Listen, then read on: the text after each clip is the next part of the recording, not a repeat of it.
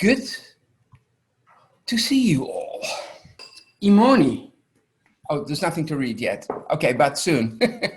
All right. Well, I'll get as soon as there is something worth reading. Okay. So this is a bit of a recap, but you're a standby, right, Imoni? Good. In our last class, we learned about Hazaim Shaprut. He was the private physician of Abdurrahman, and his position evolved first to a general advisor, and eventually to the position of the caliph's first man. Okay, to the next. Hasdai's lasting influence is due to his promotion of Jewish sciences, religious Talmudic studies, and Hebrew language, most prominently grammar and poetry. We also learned about Moses Ben-Ḥanokh, one of the most prominent scholars from Babylonia, who was appointed by Hasdai as the head of the Talmud academic in Cordoba.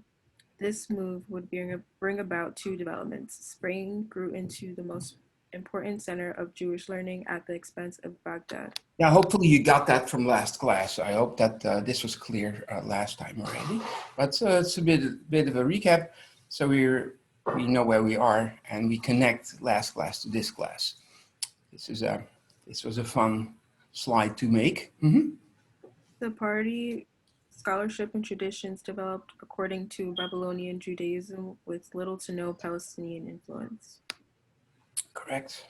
See, these are all different Sephardi rabbis, and you see they all look quite different, but they all are based on the same basic principles. Now, a bit more about Menachem ben Saruk, who we talked about last time. Menachem ben Saruk was Hasdai's prodigy and linguistic expert on the Hebrew language. Prodigy is like a young child who is very brilliant, but protégé is somebody who's protected and funded and sponsored, basically. So it's almost the same word. Among other things, Hasdai supported him in his life's project, the Mahberet. Mahberet, yeah, very good. A dictionary of biblical Hebrew complete with grammatical explanations. Yes, now it gets, slowly we're going into new information. And we mentioned Menachem ben Saruk, who was a true pioneer in Hebrew grammar, detecting and describing the rules that govern the Hebrew holy language had not been done before. Menachem wrote his explanations in Hebrew, which made it also available for Jews outside of the Arabic world. However, he thought that Hebrew was based on a system of two consonant roots. Yeah, let me interrupt. So Hebrew is a Semitic language, and Semitic language are based on consonants. So when you change the meaning, you change the consonants more than the vowels. But the core meaning of a word is based on the root of consonants. So let's say if you have in English, you have to ride, it's on a horse most likely, or something else, on a bicycle. A road, that's why you can ride, right? A road. But there's also the word red, and some other words that have the same consonants, RD. In Hebrew and in Arabic, if you have the same consonants, then there's usually a connection of meaning. Sometimes you have to look for it, sometimes not so obvious. But so Menachem thought that there was a core of two consonants at everything, and the third consonant changes some of the meaning, the third consonant, but the basic meaning of the word is based on two consonants. That is an old, that was his idea. Later people, scholars of grammar changed that. But what was also very important, like these, as I said last week, Hebrew grammar is a lot based on Arabic grammar, the way it's described. And so almost all grammarians explain the Hebrew grammar in Arabic because in their opinion, any Jew is anything, any community, they all speak Arabic. There's maybe a few people outside of the Arabic world, but who are they, you know? There's not much. So they explained all the grammar in Arabic. It's like I would now write a Hebrew grammar, and I would write it in English because most people speak English, and everybody speaks English, even as if not as a second language. And so then you can explain that it's just in another language.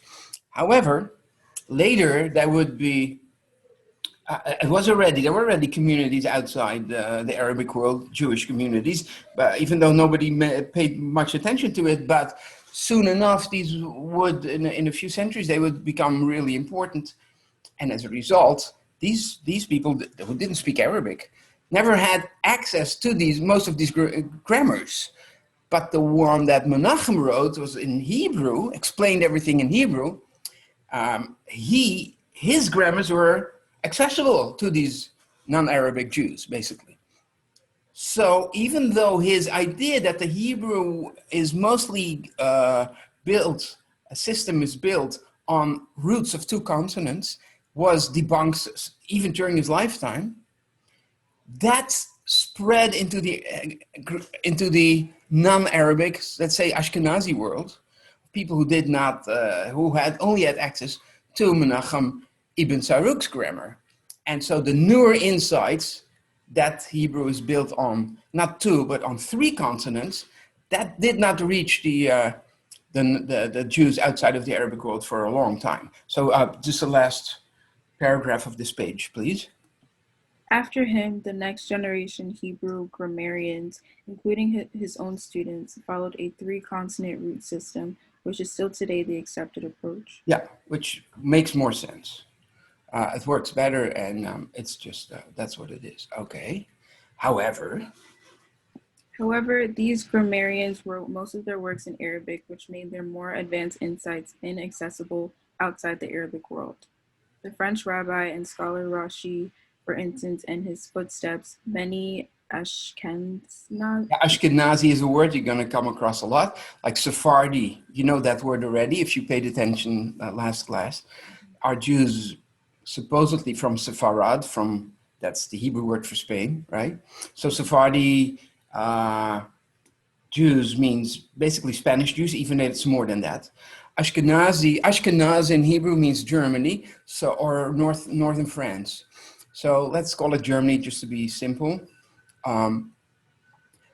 Ashkenazi Jews are Jews from Germany, basically, but it's also more than that. It's also Eastern European, but that's what it is. There's later, in our days, in the time that we're now describing, the biggest two communities, the biggest difference between the communities is Jews from Islamic countries, Jews from Christian countries.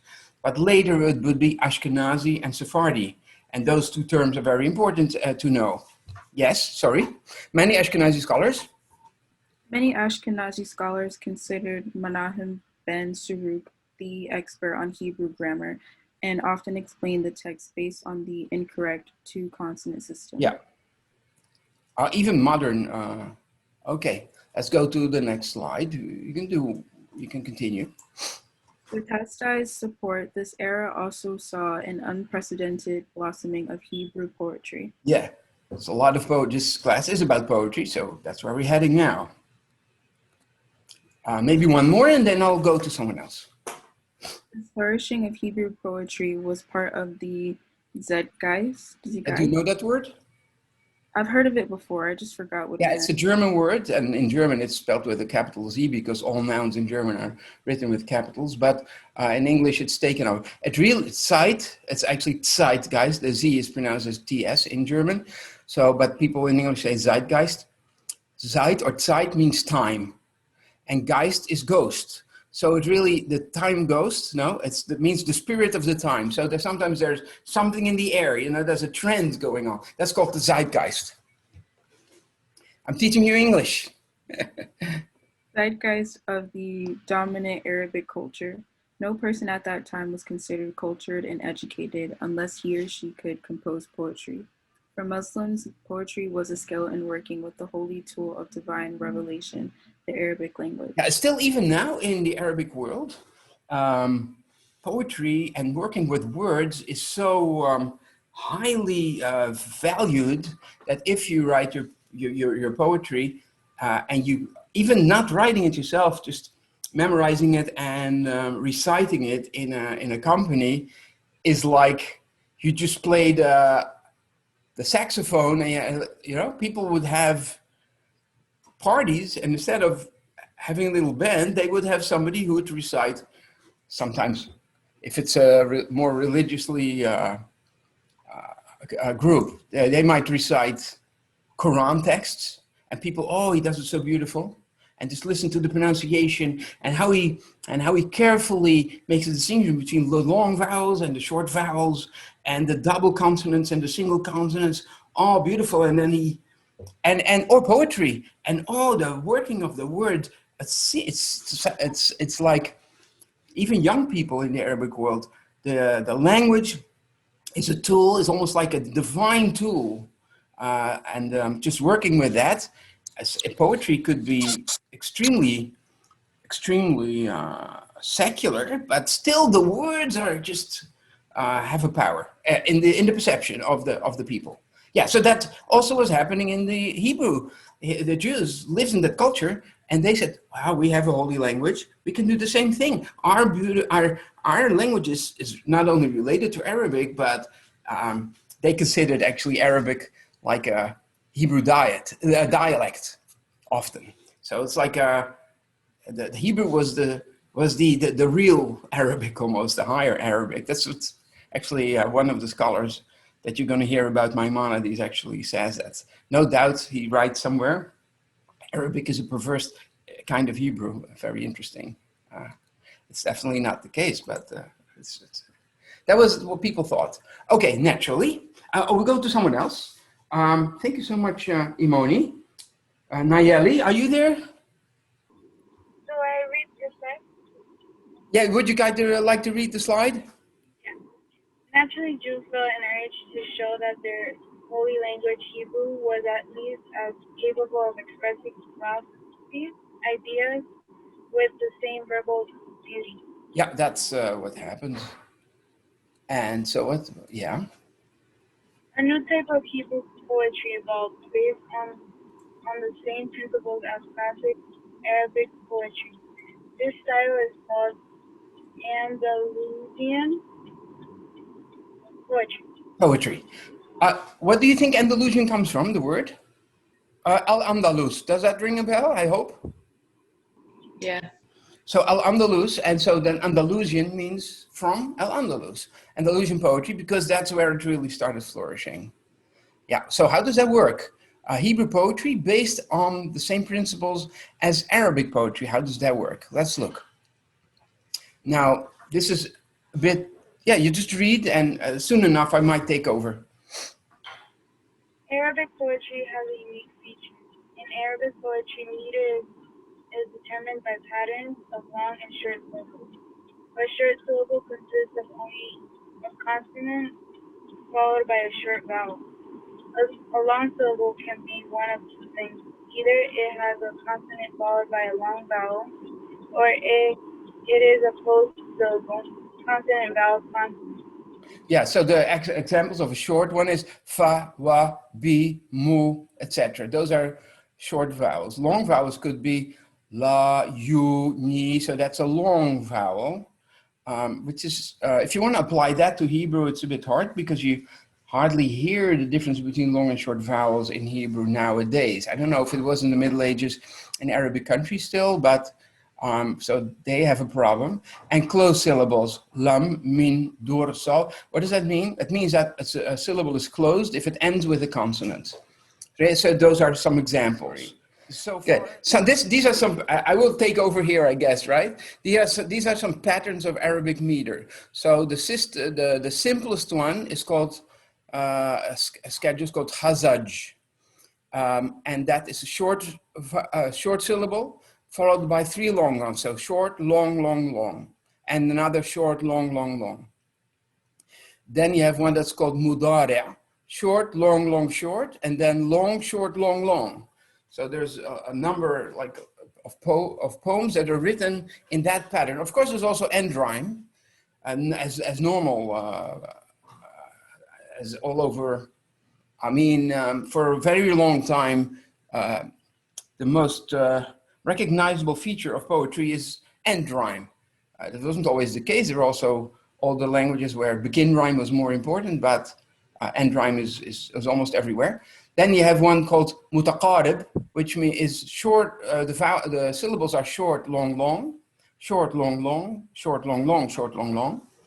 Ramal, you can see how it works. Rajaz and Sariya.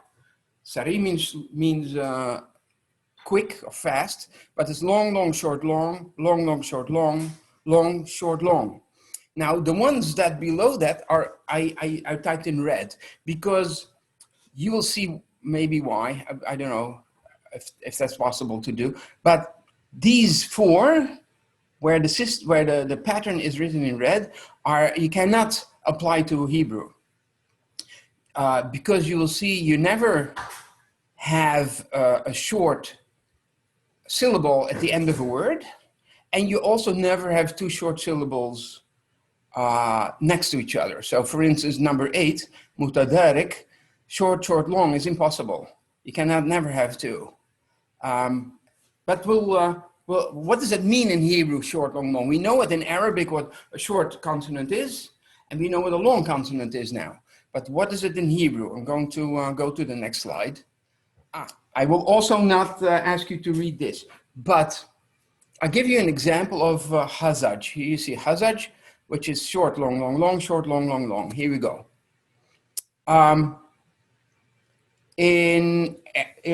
So this is Arabic.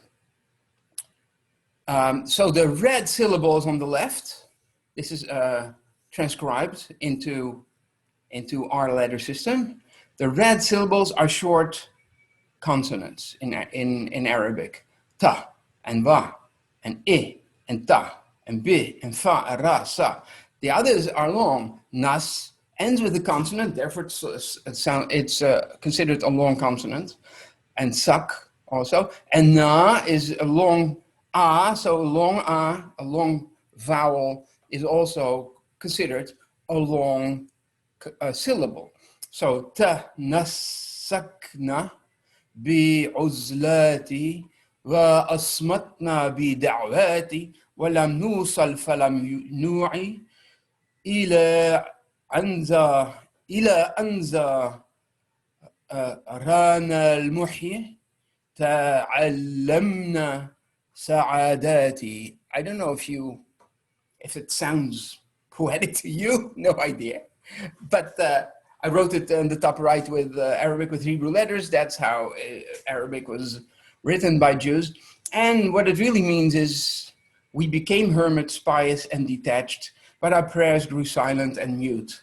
We became unreachable, unconscious, until he who restores life came to us and we learned different kinds of happiness. Okay. This might be, maybe you think I'm coming from Mars when I spoke. This is maybe so different and weird. The idea of long and short consonants is possible, but I hope you wrap your head around it. And if not, you have to just look at it a few more times to get the gist. Okay, what's this? What's happening now? Okay. Yes, continue a bit if you don't mind. Classic Arabic poetry, including pre-Islamic poetry, often has themes like Bedouin, life in the desert, tents and campgrounds, nature, love, passion, adultery, war, and heroism, blind honor, and faith. Yeah, those are the typical themes, and so there's a romantic connection or romantic allusion, so to say, to a glorious past where men were men and passions were passions and wars were fought with bravery, and you'd sleep out in the desert and not these soft pillows for these wimps nowadays, you know, that kind of an idea. Now, of course, Jews also had their own themes, and they are themes that go back to their glorious time, their real golden age, so to say, which is the time of King David, King Solomon, etc., etc., and goes back to the Bible. So, but before we go there, I just want to illustrate a bit more. This is one strophe of a piece of poetry, not very ancient. But it's very popular because it was performed and put on music, and it's called "This Is My Night." Would you like to read this one? This is my night and the dream of my life right now. Between past and future, all I feel is your love and safety. So fill the cup with passion and hand it over. Surely love will change campgrounds like birds in their nests.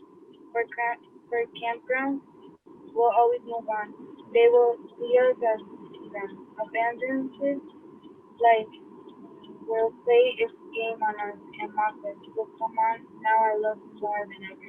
Oh, that's quite romantic. Next slide. Now, this is the same thing in Arabic with our letters system. And I have all the long syllables in dark and the short syllables in light, see, in unbolded. So ha is long because it ends with a long vowel. The ends with a short vowel, so it's a short one. And he, lai, those are both long. La is short, t is long, etc. Now underneath you see a line, so a flat line underneath the words is a long syllable, and that little whatever bowl, I don't know how to call that, underneath the is short. So now you see short, long, short, short, long, short, short, oh no, wait, sorry, correction. Long, short, long, long, short, long, short, long, short, short, long, long. The line below it is exactly the same. And on the right also, and there's a few irregularities, but that's basically the rhyme system. The red ones are a bit off here and there. And then the green, that's the rhyme pattern. See, it's the rhyme, it rhymes with ti, ni, ti, ra. So hayati, wa'ati, wa'amani, wahati, budara, awkara, diyara, qifara, and then the end one is wataskhar, na'aktar, okay. Okay, now this is interesting. This is a recording. And you will see on the recording, this is from a concert, and I made it shorter. Even if that first syllable lasts 20 minutes or something, I made it into a few minutes only. It's a recording on stage by the legendary singer Kulthum. She was blind, or almost totally blind. If not, I don't know. She died in 1975. Look at the bottom of this slide. Her funeral was attended by 4 million people. And so she was a living legend, and her music is still played on the radios, I think every day. Now let me see if I can maybe share something else. It's, everybody has to know about Kulthum. I mean, if you want to know anything about the world, and you do, otherwise you wouldn't take this class. This is a big piece of the puzzle. She was very, very influential in her music. There's even in Israel, in Arabic areas, neighborhoods, streets are named after her even. So, okay, let's go. Here we go. Let me try.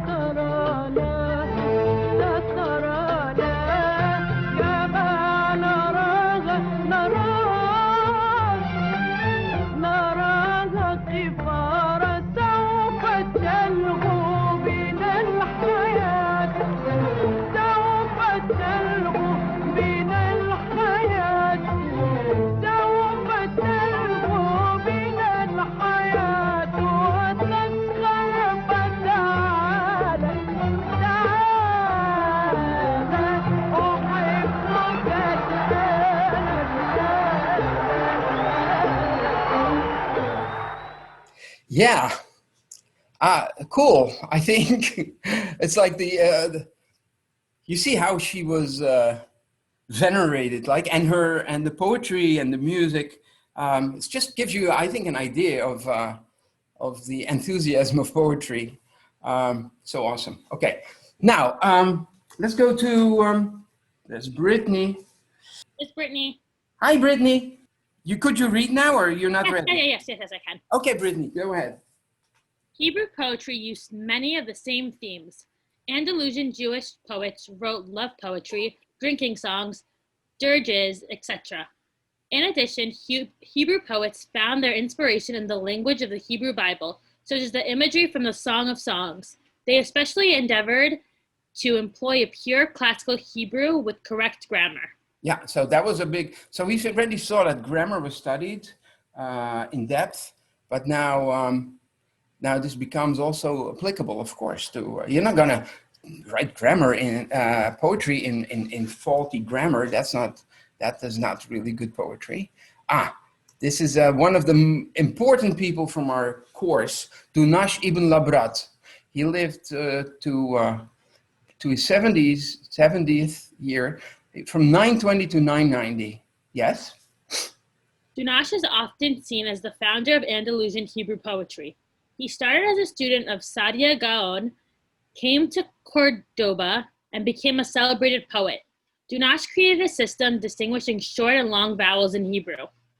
In this way, the rules of Arabic poetry could be applied to the Hebrew language. So how did he do it? I don't know. Some of you know Hebrew. So on the right, these vowels, he even though really in an older form of Hebrew, the first one, which is a kamas, and the second one is a patah, it would be a long and a short so it'd be long and short. However, this is all taken in his system as long.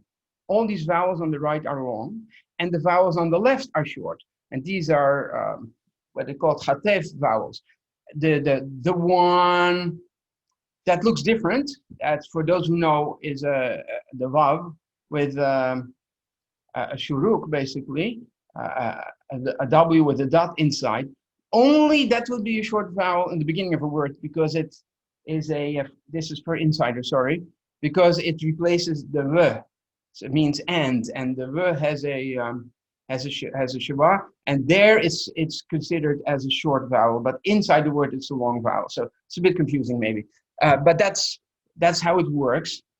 So now you have a system with long and short vowels, and these vowels on the left are indeed, so originally you had on the right, some of them were long, some of them were short, and on the left, those were super short. So you had three in an older Hebrew, 3 levels: long, short, super short. But the long and the short have merged to basically the same length. People don't distinguish in length between long and short anymore, at least now, but also in those days. But they still felt the difference between the regular ones and the super short ones. So the super short ones were treated as just short, and the others all as long. I don't know. I really hope this is not very confusing. I think those people who knew a little bit of Hebrew and a little bit of Hebrew grammar will definitely be able to follow it. And others, it goes over your head. Forget about it. Just, there's now also in Hebrew a determination what are long and short vowels. Okay, let's go to Dunash ibn Labrat's, one of his famous poems. It's called Dorori Kra. If you want to read just the English, that will be fine. Sure.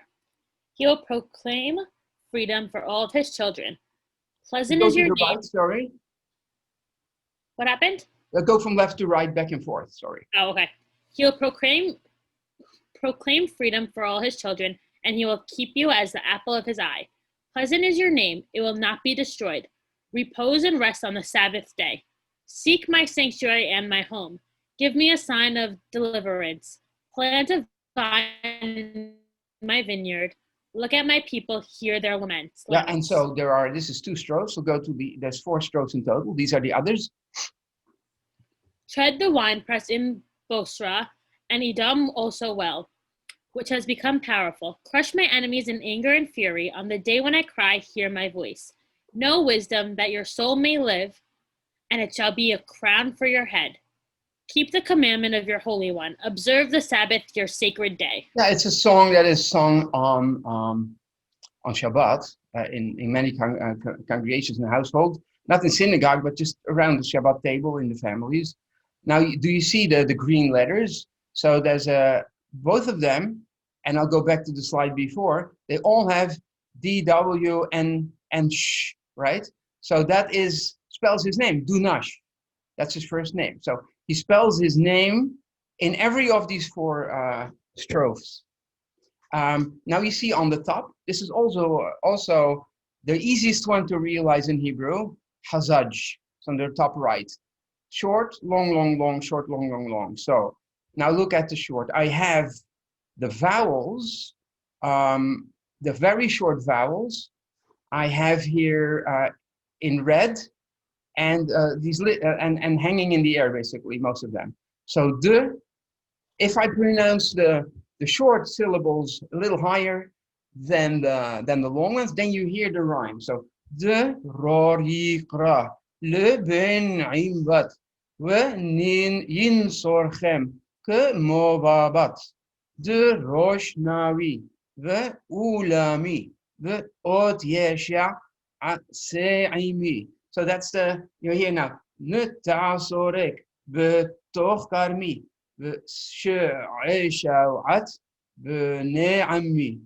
So you hear maybe a pattern of long and short. It's you need a different ear to actually recognize it, but with my little trick, maybe you caught it a bit. Now the blue is the rhyme. So all the last syllables in the first strophe are all but, me, and I'll go to the next slide again. Ra, ra, ra, ra, and cha, cha, cha, cha. Now, there are some people who sing it differently. Some people, hold on, lebein imbat. Some people saying lebein derorikra, lebein imbat. Some people saying lebein ubat. So you know now that u is considered. I'm going back another slide here. If you know Hebrew, u as for end is considered a short syllable. So lebein ubat, you know, why is it wrong? You can say, well, we don't know. Maybe that's what he wrote. We know because that it cannot be, because it would ruin the rhyme schedule, because u is a short syllable and aim is a long syllable, and you need a long syllable. So you can actually figure out if there's disputes with what the words are. If you know the rhyme schedule, you can actually figure out what is the correct version. Does that make sense? Nobody ever answers my questions. Yes. Okay. Yes. Good. Speak out. I think my sound is not too great. Here I have another, just a little performance of this very song. It's very popular.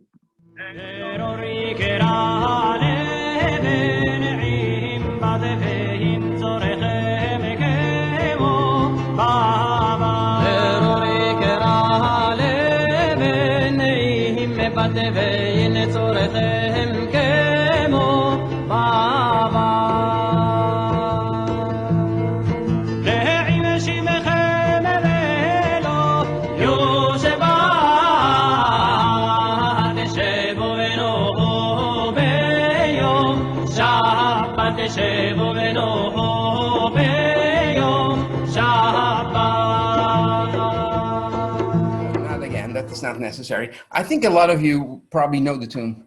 You sing it in my house on Shabbat. Yeah, you sing it, yeah? After After the meal? After the meal. Cool. It's a fun tune, really. It's really fun. There's many other tunes too. There's many other tunes too. I just, of course, now I have this tune in my head, so it's hard to come up with another one. In any case, this is probably the most upbeat one. We go to now Hebrew. Oh yeah, this is already Hebrew, the Ror Hikra. Now just a few poems in translation, and we're looking at the styles, the genres. This is so not all. This was a religiously colored poem, the Ror Hikra, because it's about Shabbat. But there's many secular poetry that is maybe less known because in the Jewish community, we don't sing these secular poems. But here's one about love. Blessing for a wedding. Yeah? Brittany? Oh, yeah, sure. Love, blessing for a wedding. Banish suffering and also wrath, and the mute will break into song. Guide us along the righteous path and grant us the blessings of Aaron's sons. Yeah, you know, the blessings of Aaron's sons is the priestly blessing, right? It's about God's favor and about peace. So this is also a thing. There are references to things in the Bible that you have to know in order to understand it. But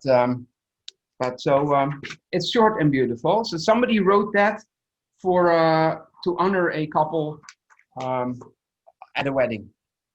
Let's go to, there's one that is more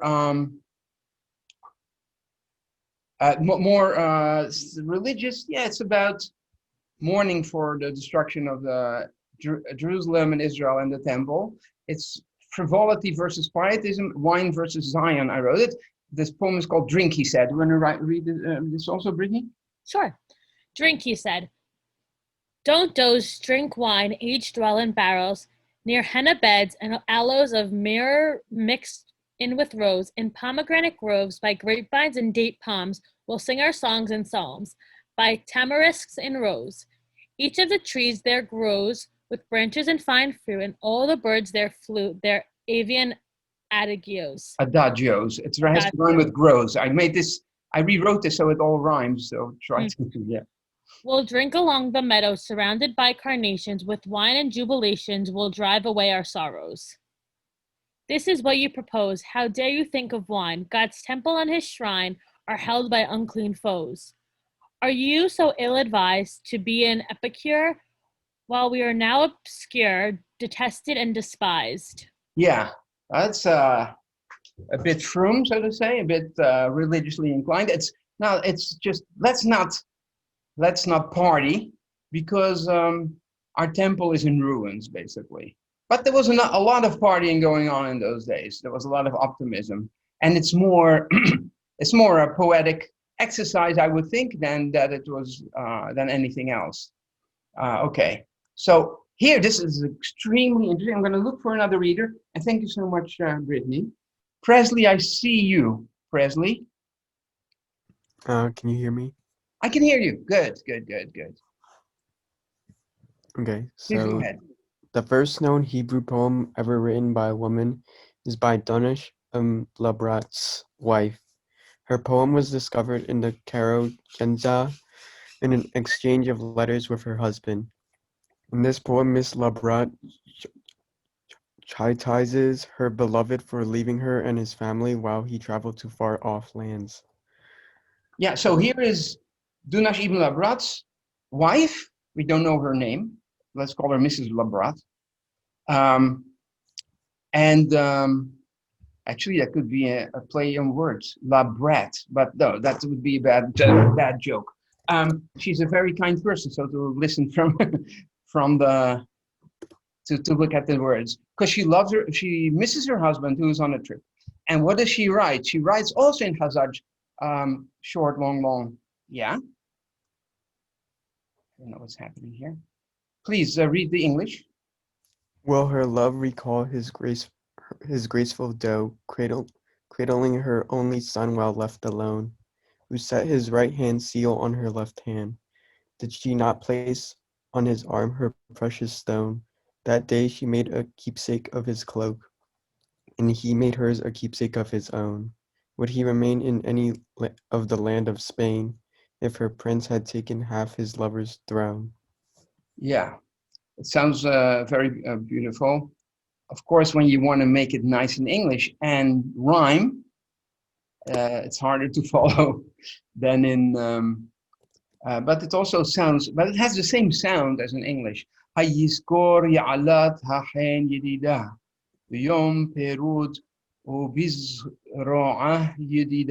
what is long and short? So I'll do it high for short and lower for long again.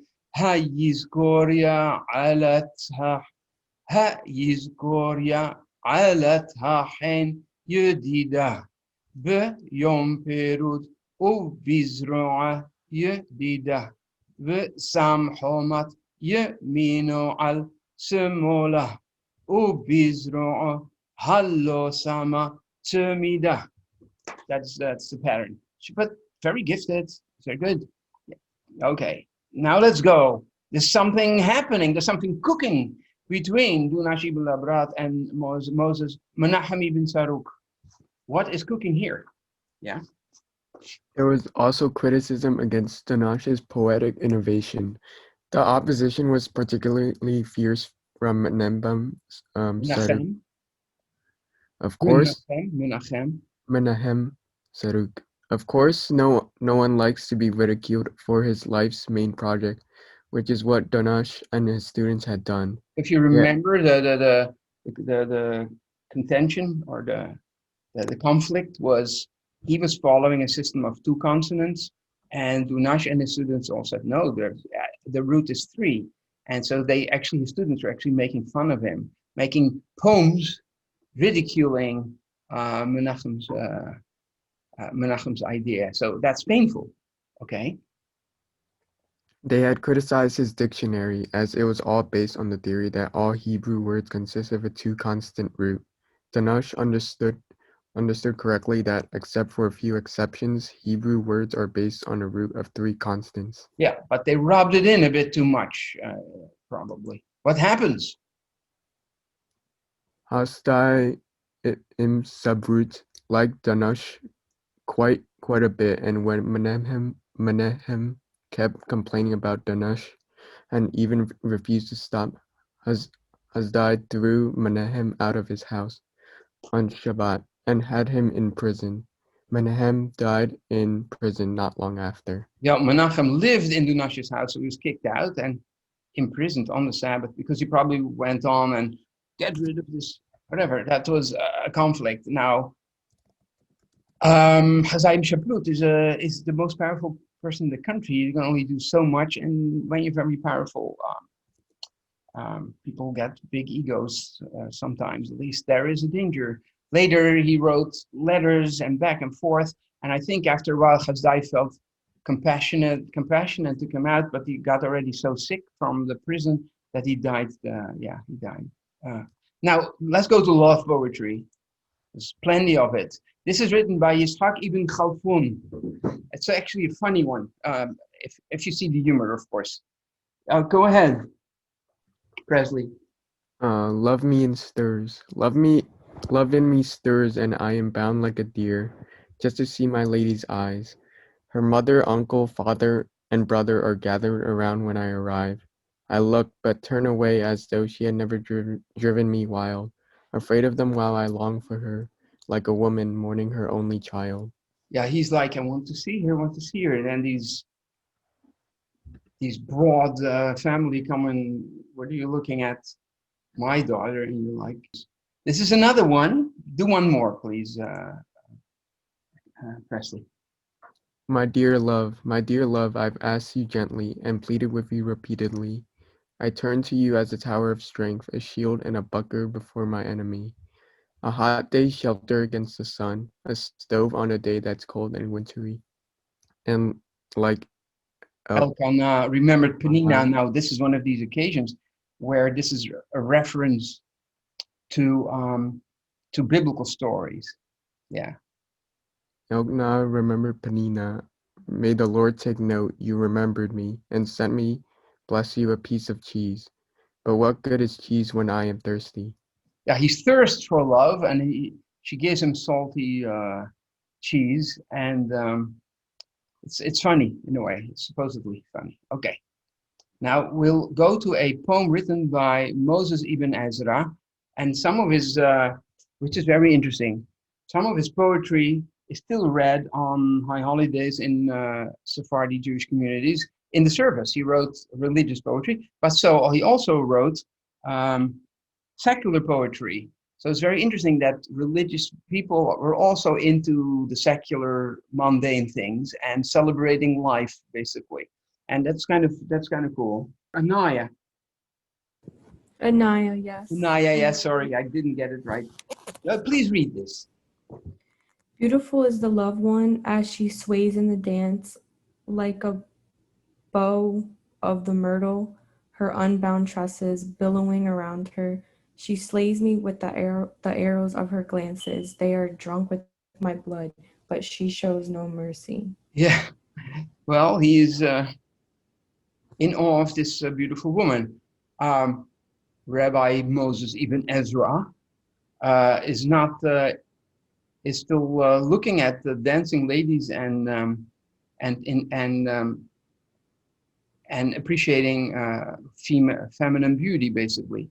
I think could nowadays could the cost a rabbi his job if he was seen in with the belly dancer, maybe, I don't know, possible in some congregations. But it's beautiful poetry, and it's very much based on biblical texts. The Song of Songs, for instance, has these same themes.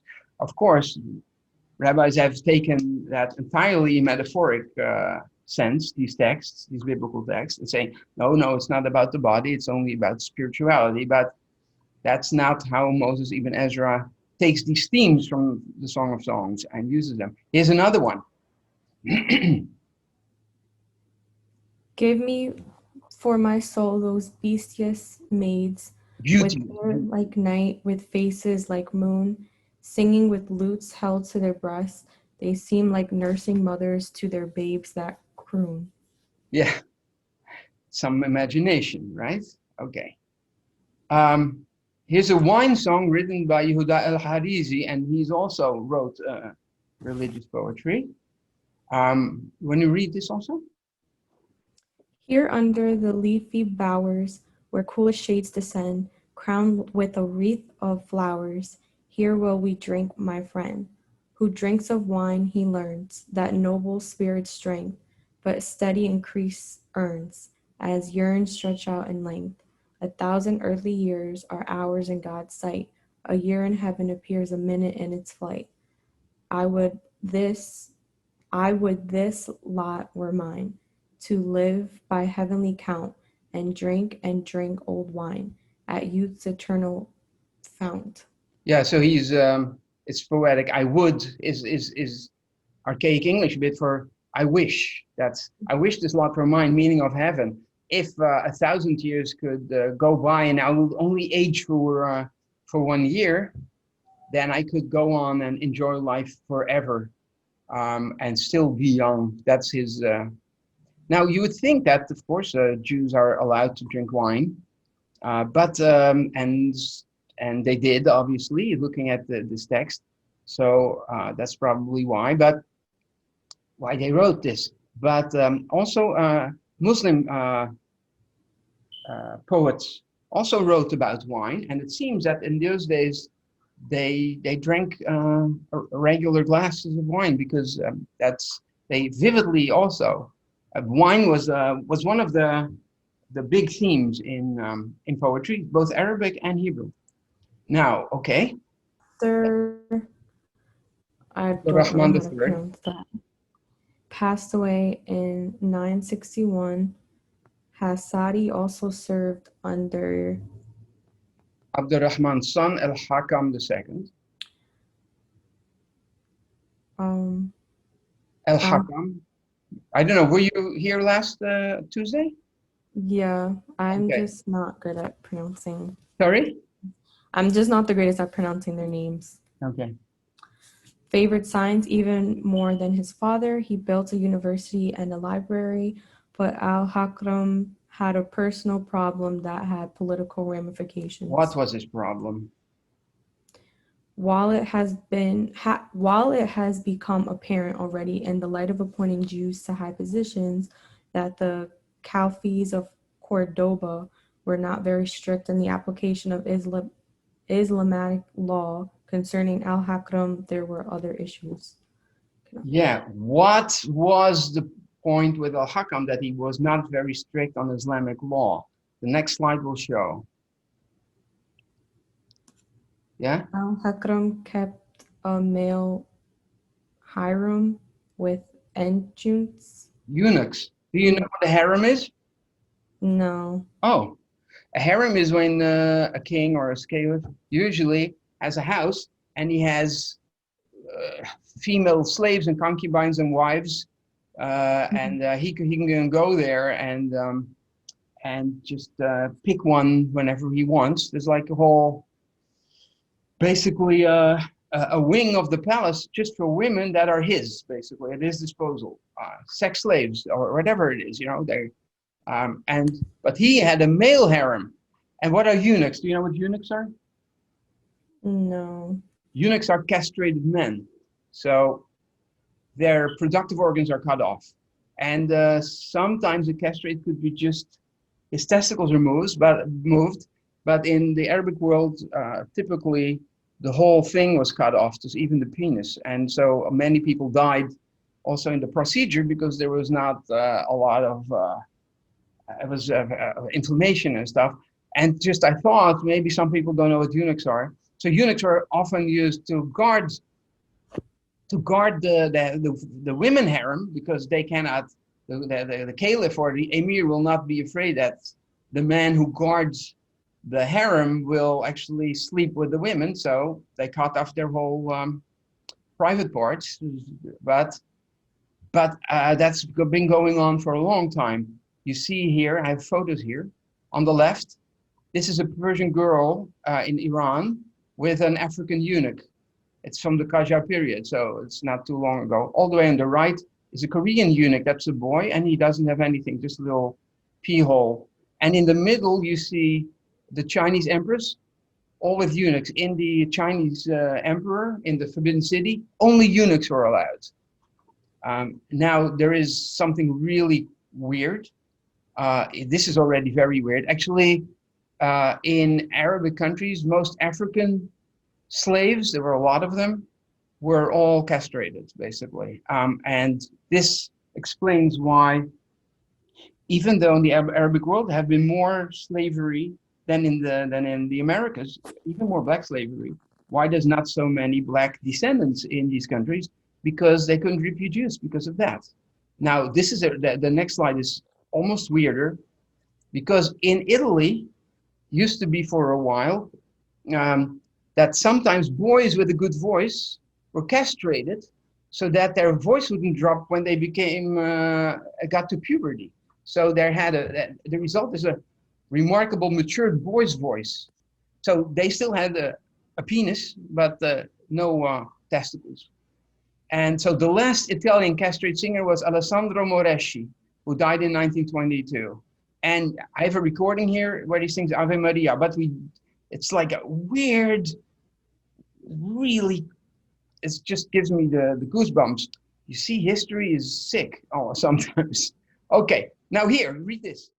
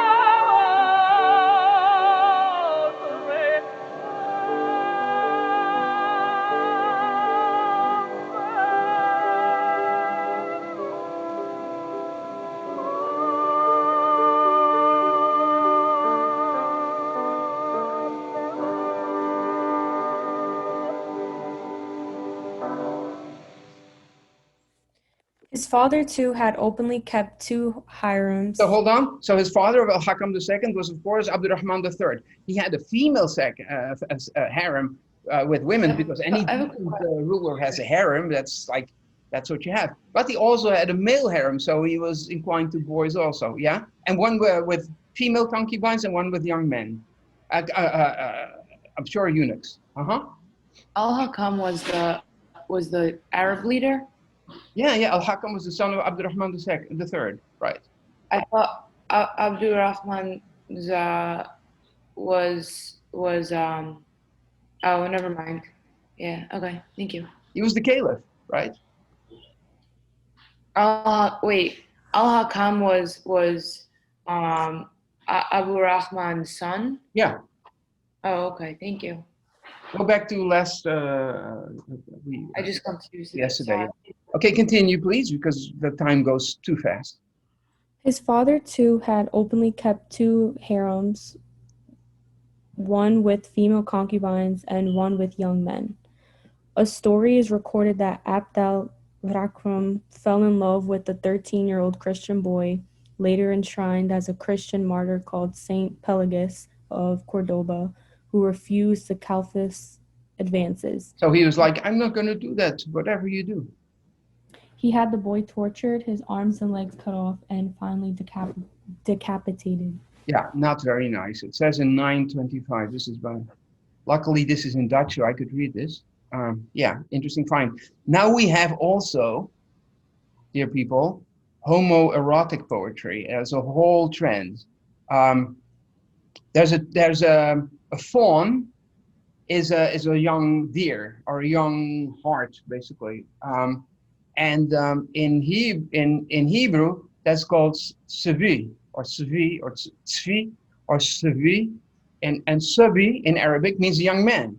So often when you have Sabi, it's actually a reference, a code term towards a young man. Now in Arabic, the word for a fawn is ghazal, and ghazal also means erotic poetry. So there's a lot of these, and then ghazal sounds like gozal, which is a young bird in Hebrew again. So all these things work through each other. I want to ask Sylvia, would you please read a bit? A fawn sought in Spain works wonders with desire, and through it he controls all male and female creatures. Formed like a moon, his height adds to his splendor, his curly hair in crimson against his cheeks of pearl. Like Joseph in appearance with Adoniah's hair, his eyes like Ben Yishai's kill me like Uriah, and in me kindle fire that burns now through my heart. He leaves me when he passes, helpless and confused. So weep with me, O vultures, every hawk and buzzard. My soul beloved has slain me. How is this how justice rules? He showed no mercy for my heart and left it lifeless. My soul is sick and lost, moaning now it wanders. For when he spoke his words, 'twere rain across dry field.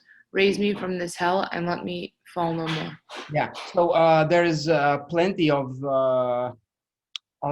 references to the Bible, but there's one that is probably purposefully wrong. Adoniah's hair. Adoniah was the son of David, but the one who was famous for his hair was another son of David. Absalom. So, but there is a pun in a pun in a way. Well, we won't go into that right now. Read this, please. Shemu'el HaNagid was a very leader of the Jewish community. He even wrote the stuff. Yeah. I'd give everything I own for that gazelle who, rising at night to his harp and flute, saw a cup in my hand and said, "Drink your great blood against my lips." And the moon was cut like a D in a dark robe written in gold. Yeah, let's go on because we don't have much time, and I would love to cover more. Okay. Scrape me some honey from your hive, he said. I'll have mine from your tongue, I replied. Then he rebuked me and said to me, sullen, and sin before the living God, the sins on me, I answered, my Lord. Yeah, so this is quite explicit, right? Okay, now there is a text in the Torah that forbids man-on-man, let's say, intercourse, probably. It's of course not really 100% clear what lying with a man as with a woman means, but that's generally understood as intercourse. So read me this line, please, in English. And with a male you shall not lie, as with a woman. It is an abomination. Yeah, and with a male you shall not lie. Now, Yitzchak ibn Chalfun wrote the following poem. Just read at the bottom English. If only the son of Amram had seen the face of my beloved, flushed from having drunk wine, and the beauty of his curls, and the glory of his handsomeness, he would not have ruled in his Torah and with a male. The son of Amram is Moses. So if Moses would have known how beautiful my man is, he would have skipped this verse. That is almost blasphemy, I would think, because it's actually saying Moses wrote it. It's not God at all, and as if Moses would be persuaded by male love to change the Torah. That's like really, really over the edge, especially for nowadays. But it was like I'm sure seen as naughty, but well, it's beautiful Hebrew, so it's okay. Maybe it gets actually more over the edge now. Pederasty, that is sex with young boys, that was quite common and condoned also. That's probably also like the Greek culture was rediscovered, and Greek philosophy, and the Greeks had that. You see a lot of Greek art where it just depicts on vases and on bowls and on cups men having sex with little boys. That was just totally normal, and I'm happy that's not part of our culture, but it also comes up. So here there's a Spanish poem, even from a Christian priest, about a boy that have left him from his rival. What is it? It's in Spanish. Amy. Okay. Joy that was mine is my rival's tomorrow, while I for my fawn serva, like a stricken deer sorrow. Yeah, so even the term fawn became such a theme that even in Spanish it's used as a boy lover. Sometimes also could be a female lover. In Hebrew, if it's a woman, it's not tzvi, but tzviya, or something else. But if it's tzvi, it's a boy. Now, Arabic Muslim poets did this even much more. Here is a poem. I'm just going to stick with you, Amy, because you read fast, and 4 more minutes. A still celebrated poet in Arabic. People memorize his poems, but of course not the ones that I'm going to show you. But here, this is Abu Nuwas, the famous Abu Nuwas, and this is one of the things he wrote. A handful of hashish, a pound of meat, a kilo of bread, and the company of a willing boy. Yeah, I mean that's a recipe for a pleasant night, I guess. I mean, pretty sick in my opinion, but that's what happens. Here's another poem. It's like if I was Muslim, I would be so shocked. And this was written by a secretary of the king of Murcia, as a king of a small kingdom. What does he write? I saw a shapely youth in the mosque, beautiful as the moon when it comes out. Those who see him bending to pray say, all I desire is that he prostrate himself. If he prostrates in prayer, then I can look at his behind, basically. I mean, shocking. Now, this is one from Samuel ibn Agrela, Samuel the Hanagid, a leader of the Jewish community. And he writes this. Where is the boy with the faltering speech, gazelle perfumed with pure myrrh and frankincense? He meant to say bad, but he said to me, touch. I touched him as his tongue declared. He wanted to say go, and said belly. I hastened down with his belly fenced with roses. Oh, this is because there's a letter in Hebrew, r, but some people can't say r. Actually, they say r. R, r. Now in Hebrew, in modern Hebrew, everybody says r, r, r. But that was seen as a speech impediment, and I think it is, by the way. But so he said bed is ra, but he can't say ra. He said ra, and ra in the ears of medieval Hebrew and Arabic speaking people, the ra is like a variation of the g. So ga means touch. So instead of ra, he said ra, and so I touched. And then when you say surah, he says surah, and that means belly. I hastened down his belly, fenced with roses. Roses is pubic hair. Yeah, pretty. Yeah, it's a bit sick. Sorry. Now this is the worst, and then everything is going to be clean comparatively after this. However, it must be said that Jewish poets were never as sexually explicit as some Muslim poets. This is, I mean, I was years I haven't put this on, but just to put out what the culture was. I mean, it's almost embarrassing to read. Amy, if you don't want to read it, it's up to you. I don't care. Okay. Okay, so my penis settled on the behind of Sjimon. It wanted a hospitality that had two sides. I never had a host better at hosting than the behind of the boy Sjimon. Yeah, it's very explicit, right? Yeah. Unfortunately, Sjimon is a Christian version of my name, Sjimon. So, okay. Okay, yes, please read. While homosexual activity was nothing out of the ordinary, Al-Hakam, however, had a political problem. He was so repulsed by women that he was unable to father an heir to the throne. A solution was presented when they found him a concubine by the name of Sub, who looked like a young boy. Her original name was Aurora, a Christian who had been brought to Cordoba as a slave girl. They cut her hair short, gave her pants to wear, and Al-Hakam called her Jafar. Yeah. And that is how Al-Hakam finally got a son, with which he called Hisham. Hisham. Unfortunately, in 976, when Hisham was only 11 years old, Al-Hakam died of a stroke. Hisham was certainly not yeah. ready to rule the caliphate. Uh-huh. Supa, who had already taken care of most state affairs during the last years of Al-Hakam's life, while he had amused himself with his harem, now took the lead as the caliphate's regent. She employed her assistant Muhammad al-Manṣūr, who became the most powerful man in the caliphate. Hisham was reduced to no more than a puppet without political influence. A revolt by the eunuchs who wanted Al-Hakam's brother on the throne was crushed. One of the first things Al-Manṣūr did was burn Al-Hakam's library with its collection of rare books. Yep. Under Al-Manṣūr, the Caliphate of Cordoba reaches its strongest position. The Christian states in the north become vassals to Cordoba. Yeah, now we have, it's time. We have some more. Shemu'el, this is about war. First war resembles a beautiful girl we all want to flirt with and believe. So people go into the war sometimes heroic. But later it's more a repulsive old whore whose colors are bitter and grieve.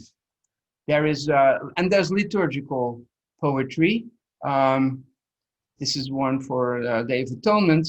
Here is one very famous that many people, Sephardi people sang at the end of the Day of Atonement, El Norah. This is Moses Ibn Ezra. And that's the same Ibn Ezra also wrote this stuff.